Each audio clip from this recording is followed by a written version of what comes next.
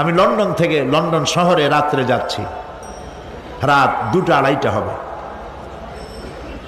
প্রতিমধ্যে red signal জ্বলল, গাড়িটা থামায় দিল, সামনে আর গাড়ি টাড়ি নেই।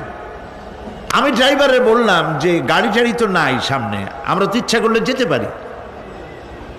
ড্রাইভার বলল পারি, কিন্তু যাব না। কেন যাবেন না? বলল যে এই সিগন্যালের সাথে ক্যামেরা আছে, অটোমেটিক ক্যামেরা।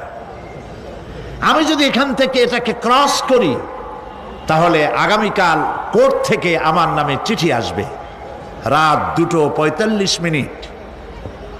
এই রঙের গাড়ি, এত নাম্বার গাড়ি, এবং আপনার চেহারা শরীফ এই, আপনি রাত 2:45 সময় রেড সিগন্যাল অমুক এলাকা থেকে ক্রস করেছেন, মেহরবানি করে কোর্টে আসেন আর জরিমানা দিয়ে যান। এই লোকটি এইখানে ক্যামেরা আছে, এটা চোখে দেখছে, সেই জন্য বিশ্বাস করলো। কিন্তু এই ক্যামেরায় স্ন্যাপ নেওয়ার জন্য কোনো ক্যামেরা ম্যান নাই,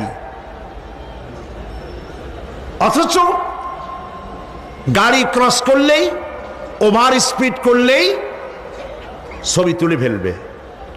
এই বুদ্ধিটা কে দিছেন? যিনি এই বুদ্ধিটা দিলেন তার কাছে এমন কোনো বুদ্ধি নাই যে আপনার আমার অনবরত অটোমেটিক ক্যামেরা দিয়ে জীবনের সব কিছু আমাদের ধরে রাখে, এরকম কোনো ক্যামেরা থাকতে পারে না। পারে কি না? পারে। কিন্তু আমাদের কপাল খারাপ। ওই যে সিগারেটের প্যাকেটে লেখা আছে সংবিধিবদ্ধ সতর্কীকরণ, ধূমপান স্বাস্থ্যের জন্য ক্ষতিকর। প্যাকেটে লেখা আছে, হাতের মুঠায় ধরিয়া সিগারেট ধরে টান মারিয়া উপরে ফু দিয়া তাকায় দেখে ফু যায় কদ্দুর। ওইখানে ক্যামেরার সাথে কোনো মানুষ নাই, ক্যামেরা আছে তাই বিশ্বাস করে, কিন্তু আল্লাহর ক্যামেরাগুলি চোখে দেখে না। ওখানে যেমন রেড বর্ডার আছে, আল্লাহ রাব্বুল আলামিন জীবনের প্রত্যেকটি মোড়ে মোড়ে রেড বর্ডার লাগায় দিয়েছেন। জেনা করো না, একটি রেড সিগন্যাল। মদ পান করো না, আরেকটি রেড সিগন্যাল। মিথ্যা কথা বলো না, আরেকটি রেড সিগন্যাল। অহংকার করো না, আরেকটি রেড সিগন্যাল। বউকে বেপর্দা করো না, আরেকটি রেড সিগন্যাল। সুদ খেও না, ঘুষ খেও না, আরেকটি রেড সিগন্যাল।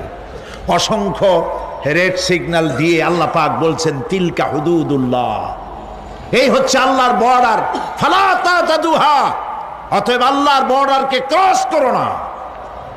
কে নিষেধ করেছেন? কে নিষেধ করেছেন? মানুষেরা বিশ্বাস করে না।